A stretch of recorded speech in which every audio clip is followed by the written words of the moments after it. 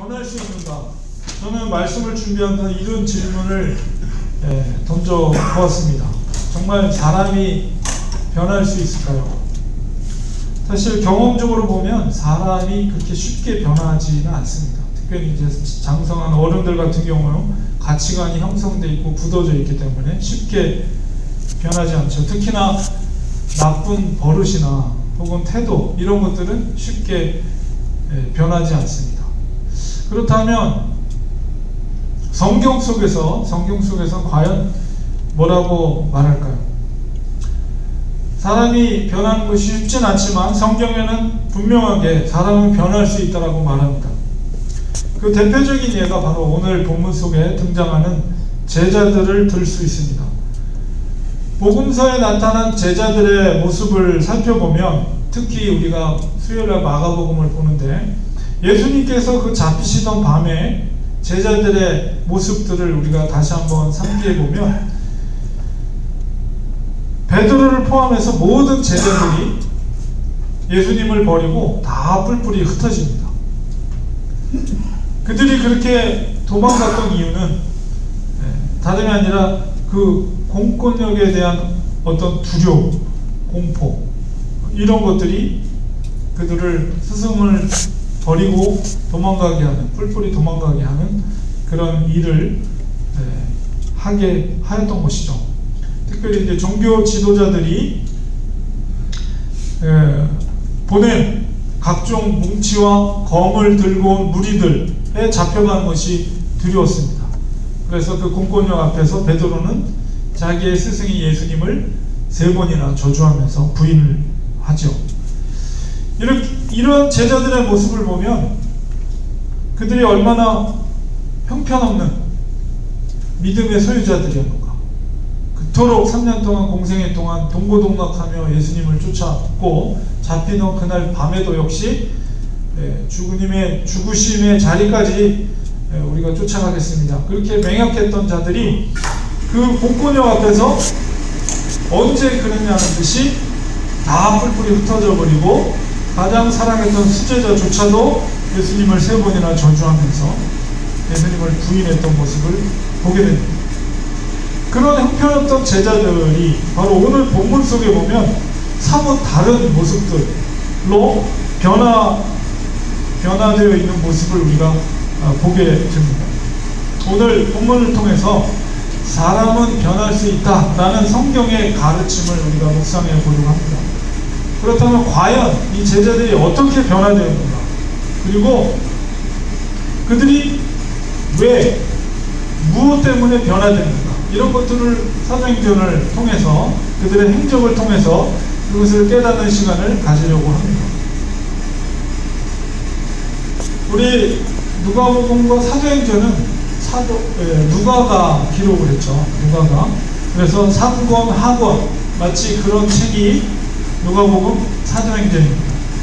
글의 형식은 여러분이 초미에 서두에 보면 데오빌로라는 개인에게 쓴 어떤 글처럼 그런 형식으로 되어 있어요.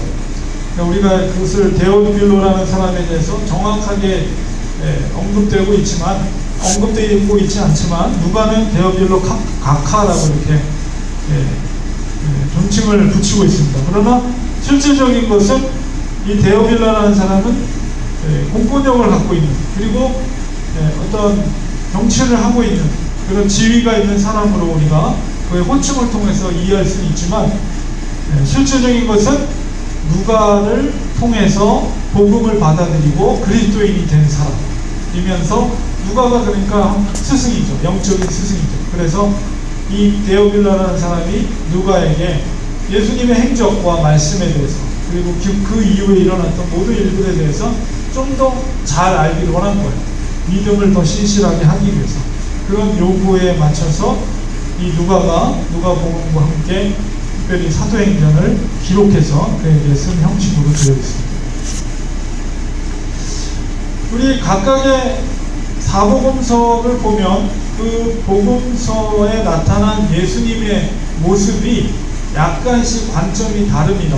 우리가 전에 제가 한번 언급을 한 적이 있는데 마태복음에 나타난 예수님의 모습은 메시아로서의 예수님, 그러니까 왕으로서의 예수님의 모습을 기록되어 있고, 또한 마가는, 우리가 수요일마다 공부하는 마가는 종으로서 오신 인자라는 모습의 예수님의 모습, 그리고 요한은 성육신하신 하나님의 아들로서의 예수님의 모습을, 그런 모습이라면 이 누가는 바로 잃은 자를 찾으시는 목자로서의 예수님의 모습으로 이 누가복음은 나타나 있습니다. 그러니까 누가복음뿐만 아니라 사도행전도 역시 그런 관점 속에서 이 책을 읽어 나갈 때 그 분명하게 더 의미를 잘 찾을 수가 있어요. 그래서 잃은 자를 찾으시는 주님, 잃은 자를 찾으시는 성령 하나님의 모습이 바로 누가복음과 사도행전에 나타납니다. 그래서 우리 사도행전은 보통 성령 행전이라고 하는데, 바로 하나님의 잃어버린 자를 찾으시는 성령의 역사의 기록이 바로 사도행전이다. 여러분이 이렇게 이해하시면 됩니다. 우리가 그런 큰 이해 가운데 오늘 본문의 장면을 살펴볼 텐데요. 이 오늘 본문 제가 짧게 이렇게 그 부분만 읽었지만 이 장면이 어떻게 연결이 되는 거냐면, 앞서서 베드로와 요한이 정해진 시간에 성전에 가서 기도할 때 성전 미문에서 나면서 안진증이었던 자를 고쳐줍니다. 예수님의 이름으로 고쳐주죠. 나에겐 은과 금이 없지만 나사렛 예수 이름으로 일어나 걸어라 할 때 그가 일어나는 기적이 일어나게 됩니다. 그 일로 인해서 베드로와 요한이 공회는 산헤드린이라고 합니다. 산헤드린, 그 예수님을 죽이는데 결정적인 역할을 했던 유대교의 집단, 정치 집단 최고의 의결기관이 그 산헤드린인데, 바로 그곳에 베드로와 요한이 잡혀갑니다. 우리가 사도행전 전체를 시기적으로 보면 예수님께서 승천하실 때부터, 그러니까 AD 30년, 33년 정도죠. 예수님이 돌아가시느라 33년부터 이제 사도 바울이 로마의 1차 이제 감옥에 갇히는 시기, 거기가 대충 62년경이요. 그러니까 대략 사도행전 전체가 대략 30년 동안의 기록이라고 볼 수가 있죠. 그래서 오늘 읽었던 이 4장의 부분, 4장부터 이제 5장을 읽었는데, 이 부분은 성령의 강림 사건 이후에 얼마 안 된 사건이에요. 성령의 강림 사건이 언제 일어난 거냐면, 예수님께서 이제 승천하시고, 그러니까 승천하시기 전에 40일 동안 제자들과 함께 있었죠. 그러니까 승천하시고 열흘 있다가, 그게 바로 오순절이라고 하잖아요. 그러니까 6월절 다음 절부터 50일 동안을 오순절이라고 해요. 50일째 되는 날이 오순절이에요. 그러니까 40일 동안 예수님이 제자들과 함께 있었고, 너희들이 예루살렘에 기다려라. 내가 약속한 것이 하나님으로부터 약속받은 성령이 올 때까지 기다리라. 그게 꼭 기다리는 기간이 열흘이죠. 오순절이니까. 그래서 성령 강림 사건 이후에 이 안진뱅이 사건, 그리고 오늘 있었던 이 사건들은 바로 초기, 성령의 강림의 체험 이후에 초기의 사건이에요. 그러니까 얼마 안 되는 그 시간 속에서 있었던 일이죠. 그렇기 때문에 제가 이 설명을 드리는 것은, 예루살렘 공의회, 산헤드린에서 예수님을 결정한 그 공의회에 있었던 그 사람들이, 사실 예수님을 죽였던 그 사람들이 그대로 이 공의회에 있는 사람들이라고 볼 수가 있는 것이죠. 시기적으로 얼마 안 됐으니까. 그러니까 지금 베드로와 요한이 그 산헤드린 공의회에 잡혀와 있는 거예요. 그러니까 지금 이 사건이 있기에 앞서서. 그래서 거기서 이제 베드로가 그 산헤드린 공의회 앞에서 당당하게 예수님을 증거하는 말씀이, 이제 제가 그 부분을 살짝 화면에 준비했는데, 4장 11절 12절에 그 말씀 중에 이런 말을 해요. 이 예수는 너희 건축자들의 버린 돌로서 집 모퉁이의 머릿돌이 되었느니라. 다른 이로서는 구원을 받을 수 없나니 천하 사람 중에 구원을 받을 만한 다른 이름을 우리에게 주신 일이 없음이라 하였더라. 당당하게 그 사내들이 공회 앞에서 예수님을 죽였던 그들 앞에서 이 베드로가 당당하게 예수님에 대해서 말씀하십니다. 이 모퉁이 돌의 비유는 누가 한 거냐면 예수님께서 마가복음 12장 10절에서 말씀하신 거예요. 그것은 예루살렘 입성 후에 나귀를 타고 예루살렘을 입성해서 그 성전에 들어가죠. 다음날 들어가서 성전을 청소하고 청결 의식을 하고, 그때 이제 사내들의 종교 지도자들이 그 다음날 다시 찾아와요. 그 성전에 또 들어가 예수님. 그때 하신 말씀이 바로 이 말씀입니다. 그 사내들은 대제사장과 바리새인들 앞에서 바로 예수님 스스로가 너희의 건축자들의 버린 돌이 집 모퉁이의 머릿돌이 되었다. 이 말이 뭐예요? 머릿돌이 뭐예요? 건축자들이라는 것은 바로 이 사내들인에 있었던 종교 지도자들. 너희들이 나를 버렸지만 그 버릿돌이 코너스톤 예수 그리스도를 말하는 거죠. 그 예수 그리스도께서 집 모퉁이의 머릿돌이 됐다는 거죠. 성전의 머릿돌이 됐다는 거죠. 새로운 성전을 지으는 가장 중요한 주춧돌이 바로 예수 그리스도가 됐다는 것을 이야기합니다. 그 이야기를 그 당시에 종교 지도자들이 알아들었어요. 저게 무슨 말인지. 너무 화가 났죠. 그리고 예수를 죽이기로 더 작정하는 계기가 되는 비유를 예수님이 하신 건데, 그 예수님이 하셨던 말씀을 그대로 베드로가 지금 그들 앞에서 하고 있는 거예요. 바로 예수 그리스도가 구원을 이룰 유일하신 이름이라는 것을 그들 앞에 당당하게 얘기하고 있는 거예요. 여전히 사내들인의 사람들은 이 베드로와 요한을 죽일 수 있는 권한, 얼마든지 사람들을 동역해서 죽일 수 있는 권한이 있는 사람. 지금 베드로의 모습이 어떻게 바뀌어 있습니까? 정말 완전히 다른 사람으로 바뀌어 있잖아요. 그날 잡히시던 밤에 베드로의 모습은 완전히 없어지고 전혀 새로운 베드로의 모습, 너무나도 당당한 베드로의 모습을 우리가 보게 됩니다.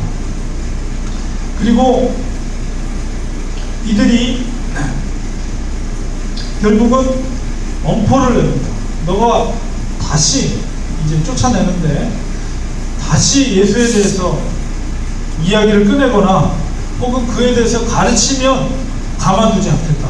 사내들이 공유해서 대략 이제 70여 명에서 90여 명이 되는 그 종교자들 앞에서 당당하게 이렇게 얘기하고 그들이 엄포를 주면서 쫓아냅니다. 그럴 때도 베드로와 요한이 4장 19절에 대답하기를,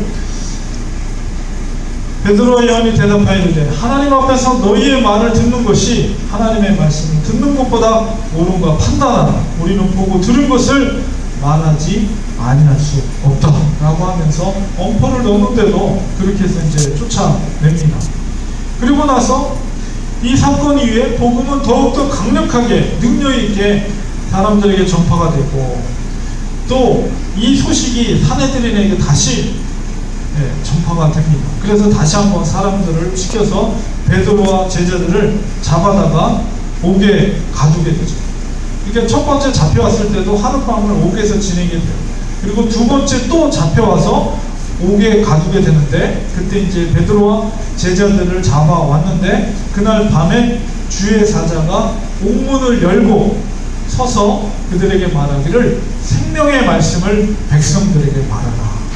이렇게 선포를 하고 옥문을 열어주죠. 그래서 베드로와 제자들이 그 새벽 시간에 성전에 올라가서 예수 그리스도를 전파하는 놀라운 일을 행하게 됩니다. 비어있는 옥을 보고 깜짝 놀란 사내들의 공회가 다시 사람들을 시켜서 그 성전에서 전하고 있는 베드로와 제자들을 붙잡아오도록 해요. 그 수시로 옥에 갇히는 거예요. 수시로 잡혀와서, 그 잡혀와서 공회 앞에 세워놓고 신문을 하고 있는 장면이 오늘 읽은 본문의 내용. 오늘 본문을 살펴보면 그 사내들이 공회 앞에서 바로 예수 그리스도의 복음의 능력을 다시 한번 담대하게 베드로가 증거하고 있는데, 그것에 대해서 사내들이는 정치적으로 해석하고 질문을 던집니다. 오늘 본문 쓰고 5장 28절에 우리가 이 사람으로 사람을 가르치지 말라고 엄금하였을 때 먼저 보낼 때 이 사람의 이름은 예수 그리스도죠. 너희가 너희 가르침을 예루살렘에 가득하게 하니 이 사람의 피를, 예수의 피를 우리에게는 돌리고자 합니다. 분명히 지난번에 엄포를 하면서 절대 이 이름을 꺼내지도 말고 가르치지도 말라고 했는데 왜 너희들이 성전에 올라와서 또 이런 가르침을 행하느냐. 이것은 너희들이 의도적으로 사람들에게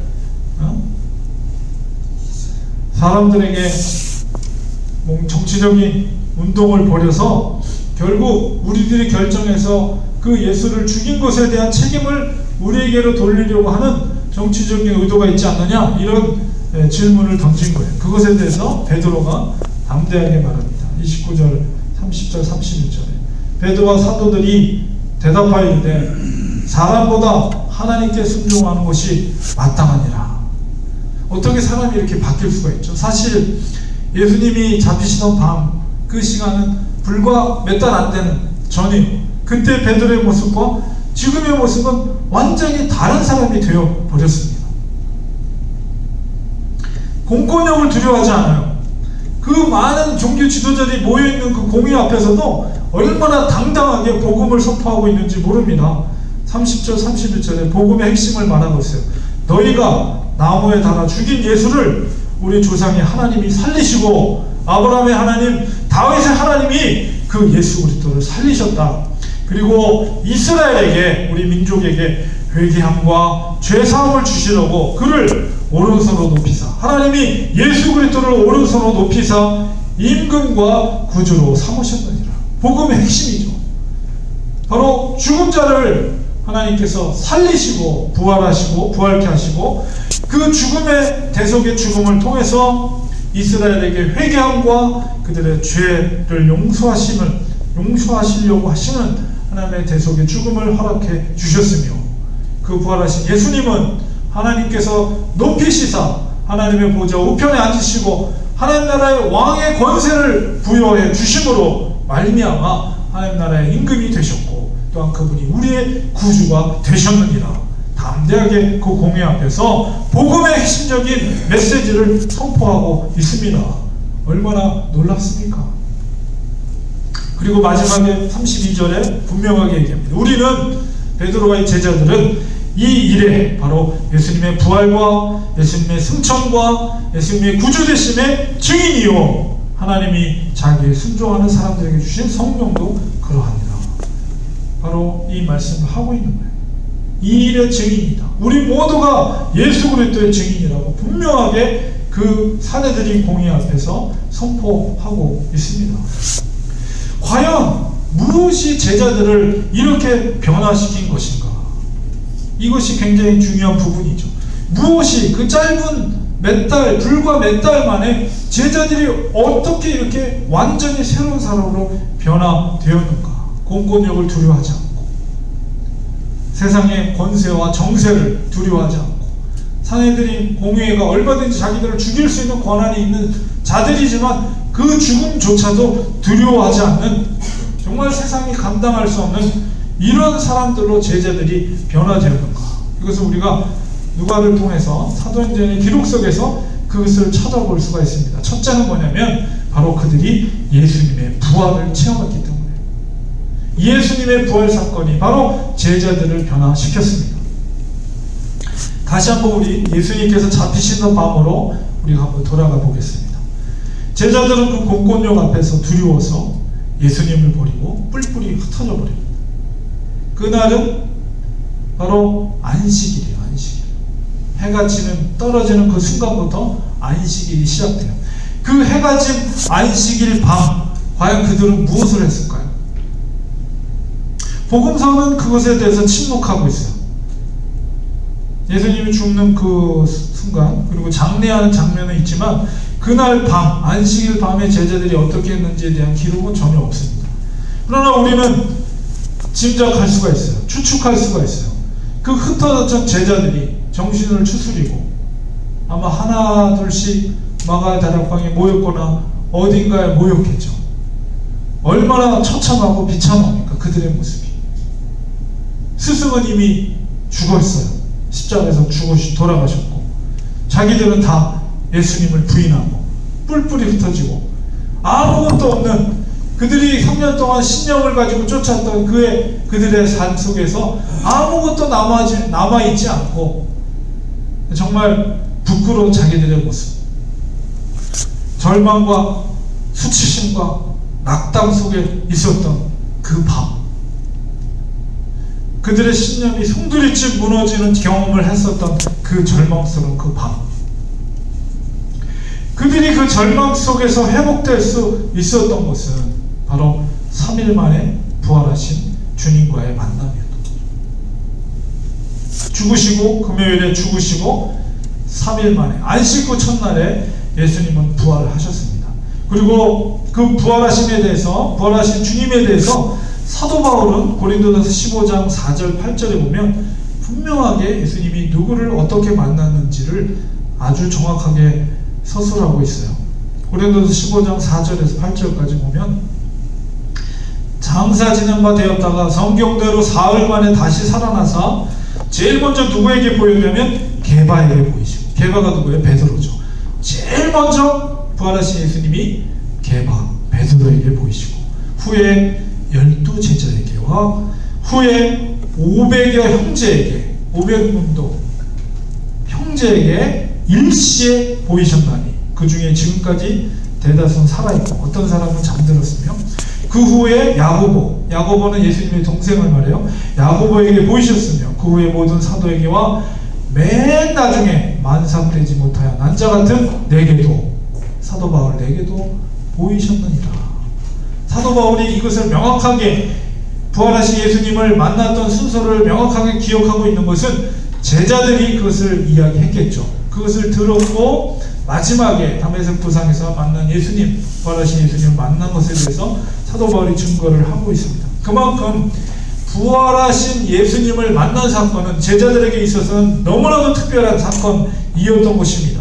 무엇보다도 자기들의 부끄러운 모습이 있었지만 그들이 예수님을 만났을 때 어땠을까요? 예수님이 살아나셨구나, 죽음의 권세를 이기시고 살아나셨구나. 그들에게 있어서는 다시 한번 절망 가운데서 소망으로, 그것은 믿음이요, 믿음. 그것이 그들을 변화시킬 수 있는 계기가 된 거죠. 두 번째는 뭐냐면 말씀에 대한 성취입니다. 말씀에 대한 성취가 제자들을 변화시킨 거예요. 부활하신 예수님을 제자들이 만났을 때 그들이 가졌던 생각이 무엇입니까? 복잡했겠죠. 너무나도 신비롭고 놀랍기도 하고. 그러나 그들이 생각되어졌던 건 뭐냐면 주님께서 살아 계셨을 때 3번이나 반복해서 말씀하셨어요.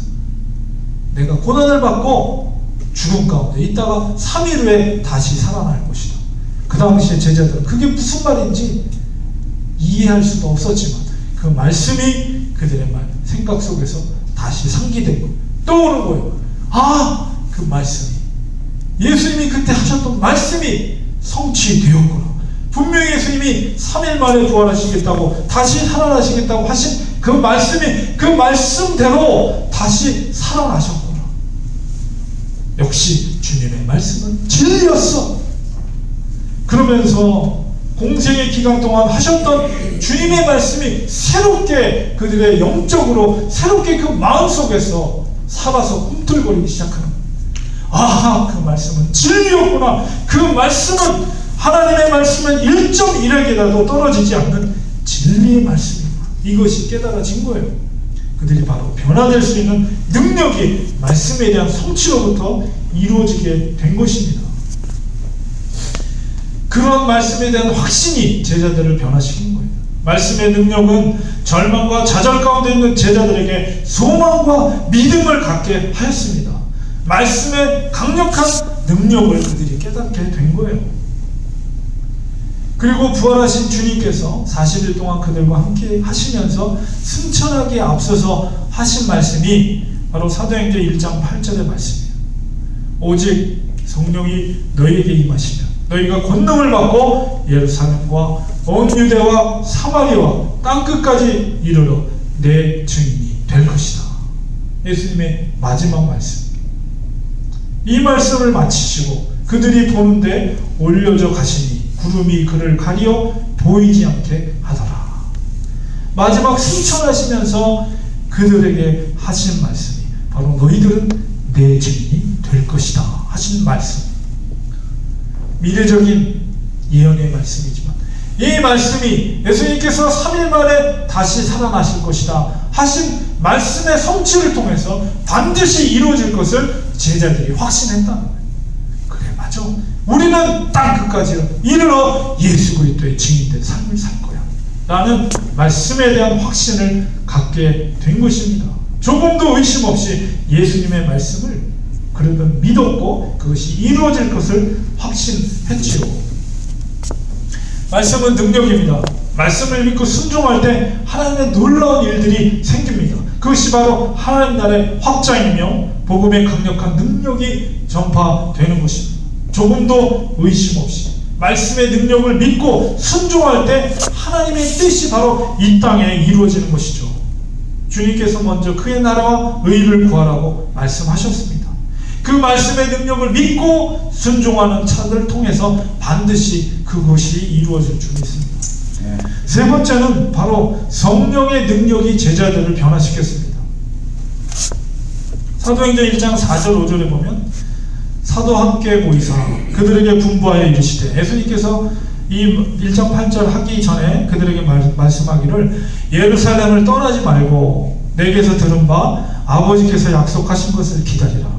요한은 물로 세례를 베풀었으나 너희는 몇 날이 못되어 성령으로 세례를 받으리라 하셨느니라. 그리고 나서 승천하시고 열흘 후에 마가의 다락방에 바로 약속하신 성령이 정말 물 붓듯이 기름 붓듯이 제자들에게 임했죠. 그것이 바로 성령 강림 사건이죠. 그것이 그날이 바로 오순절이에요. 오순절. 그래서 오순절 영어로 펜타코스트라고 하잖아요. 그래서 오순절 교단을 펜타코스트라고 하는데 바로 그 성령의 강림 사건이 일어나고 나서 그들이 완전히 새로운 사람으로 바뀌었어요. 1장 8절에도 오직 성령이 너희에게 임하시며 너희가 권능을 받고, 바로 성령의 강림을 통해서 너희들이 성령의 권능을 받고 내 증인이 될 것이다. 이렇게 예수님이 말씀하셨죠. 마가의 다락방에서 받았던, 제자들이 받았던 그 성령의 능력이 무엇입니까? 사도 요한은 그 성령을 뭐라고 하냐면, 물론 사도 바울도 그랬지만 사도 요한이 먼저 요한복음에서 보혜사라고 했고 진리의 영이라고 얘기합니다. 성령의 능력은 첫 번째로 보혜사, 성도들과 제자들과 영원히 함께한다. 요한복음 14장 16절 17절에 보면 내가 아버지께 구하겠으니 그가 또 다른 보혜사를 너희에게 주사 영원토록 너희와 함께 있게 하리니 그는 진리의 영이라. 세상은 능히 그를 받지 못하나니 이는 그를 보지도 못하고 알지도 못합니다. 그러나 너희는 그를 아나니 그는 너희와 함께 거하시며 너희 속에 계시겠습니다. 그는 바로 성령님을 말하는 거예요. 성령님은 보혜사로서 바로 성령의 능력은 뭐라고요? 바로 돕는 분으로서 그 제자들과 영원히 함께 할 것이다. 돕는 분으로서 너희들과 너희 죽음 끝나는까지 그리고 영원까지도 너희를 지키고 보호하시고 도와줄 것이다 라는 약속의 말씀이에요. 이게 성령의 능력입니다. 두 번째는 성령의 능력은 진리의 영으로 진리 가운데로 인도한다 이렇게 말하는데, 요한복음 14장 26절에 보면 보혜사 곧 아버지께서 내 이름으로 보내실 성령 그가 너희에게 모든 것을 가르치고 내가 너희에게 말한 모든 것을 생각나게 하리라. 이게 성령의 능력이죠. 요한복음 16장 13절에 보면 진리의 영 성령이 오시면 그가 너희를 모든 진리 가운데로 인도하시니 그가 스스로 말하지 않고 오직 들은 것을 말하며 장래 일을 너희에게 알리시리라. 성령은 진리의 영입니다. 그래서 그 성령이 너희에게 임할 때 내가 너희에게 가르친 모든 것이 다시 생각나게 될 것이다. 거기서 생각난다는 것은 단순히 기억되어지는 것이 아니라 그 말씀의 능력을 체험하게 되는 거예요. 그 말씀의 의미가 무엇인지, 하나님 나라의 확장에 있어서 예수님께서 공생애 동안에 제자들에게 하신 그 말씀이 무엇인지, 그 진리의 말씀의 의미가 무엇인지가 성령의 능력으로 진리의 영이신 성령을 통해서 너희 속에서 살아나서 꿈틀거리게 될 것이다. 이게 바로 성령의 능력이에요. 예수님께서 승천하시고 열흘 후에 그 오순절 때 마가의 다락방에 모든 제자들에게 불의 혀와 같이 눈에 보이는 모습으로 임재하였고, 또한 강한 급한 바람과 같이 그들에게 나타나셨습니다. 기름 붓듯이 부어주셨습니다. 성령의 충만함을 경험한 제자들은 앞에서 말한 그런 예수님의 부활의 체험과 말씀의 성취와 더불어서 성령의 능력이 임했을 때 그 권능을 얻고 완전히 새로운 사람으로 변화된 거예요. 세상이 감당할 수 없는 믿음의 사람들로 그들이 변화된 것입니다.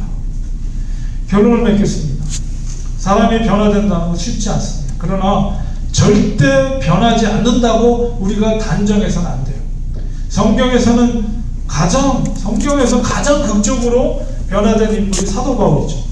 하루아침에 그의 삶의 신념이 완전히 180도 달라졌습니다. 사도 바울도 역시 다른 제자들처럼 부활하신 주님을 만났고 말씀의 능력을 깨달았습니다. 그리고 성령의 능력을 체험했습니다. 그런 과정을 통해서 그의 신념이 완전히 달라졌어요. 예수 그리스도를 핍박하던 바울이 그리스도를 위해 그 모든 것을, 예수 아닌 모든 것을 배설물로 여긴다. 그리고 그 고난과 핍박의 삶을 기쁨으로 감당한 거예요. 우리가 곰곰이 변화된 제자들과 사도 바울을 생각해 보면 변화될 수 있도록 행하심에는 전적인 하나님의 은혜임을 우리가 깨닫게 됩니다. 우리가 자라나면 가치관이 고착화되거든요. 그 고착화된 성인들의 신념을 바꾼다는 것은 하나님의 강력한 일하심이 아니면 그게 바뀌지 않아요. 절대로. 한 사람의 인생을 송두리째 뒤집어 놓을 수 있는 강력한 충격이 아니고서는 그 신념이 변화되지 않아요. 사람의 신념이라는 거죠. 바로 그것을 변화시킬 수 있게, 그 송두리째 그것을 변화시킬 수 있게 하시는 능력이 바로 성령의 능력입니다. 하나님의 주권적인 일하심이 우리 속에서 강력히 역사할 때 우리가 변화될 수 있는 거예요. 우리는 예수님을 믿는다고 우리가 하지만은 우리는 여전히 변화되어야 될 존재임을 우리는 깨달아야 합니다. 초대교회에 나타났던 놀라운 역사들이 왜 우리에게 나타나지 않는 것일까요? 그래서 바로 우리 여전히 우리 속에 우리의 자아가 살아서 우리 속에 성령님의 일하심을 방해하기 때문입니다. 우리는 성령 충만함을 받아야 돼요. 간절히 우리는 그것을 간구해야 합니다. 성령 충만을 사모해야 합니다. 하나님의 강력이 우리 속에 꿈틀거리며 세상 속에 오염된 우리의 자아를 죽이고 온전히 그리스도의 영이신 성령님께서 우리 속에서 역사하실 수 있도록, 우리 속에 숨겨진 죄악이 성령의 능력으로 불타버리고 씻겨버리고 변화될 수 있도록 우리는 하나님 앞에 간절히 기도해야 돼요. 하나님 도와주세요.